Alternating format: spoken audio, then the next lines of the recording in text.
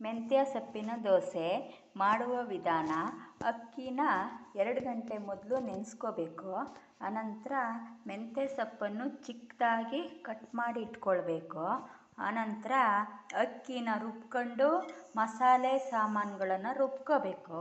ಮಸಾಲೆ ಸಾಮಾನಿಗೆ ಬೆಳ್ಳುಳ್ಳಿ, ಈರುಳ್ಳಿ ಮತ್ತು ಮೆಣಸು, ಆಮೇಲೆ 4 ಕಾಳು ಜೀರಿಗೆ, ಕೊತ್ತಂಬರಿ, ಆಮೇಲೆ ಉದ್ದಿನಬೇಳೆ, ಕಡಲೆಬೇಳೆ ಹಾಕಿ ಒಂಚೂರು ಫ್ರೈ ಮಾಡ್ಕೋಬೇಕು.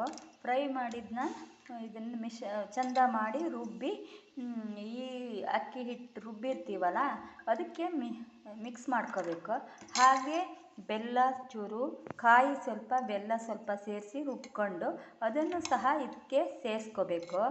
ಆನಂತರ ತೊಳೆದ ಮೆಂತ್ಯ ಸೊಪ್ಪನ್ನು ಈ ಮಿಶ್ರಣದೊಂದಿಗೆ ಸೇರಿಸಿ ಈ ಹದಕ್ಕೆ ರೆಡಿ ಮಾಡಿ ದೋಸೆ ಮಾಡಿ ತಿಂದರೆ, ತುಪ್ಪ ಸೇರಿಸಿ ದೋಸೆ ಮಾಡಿ ತಿಂದರೆ ಆರೋಗ್ಯಕ್ಕೆ, ಮಕ್ಕಳಿಗೆ, ದೊಡ್ಡವರಿಗೆ ಎಲ್ಲರಿಗೂ ಒಳ್ಳೆಯದು.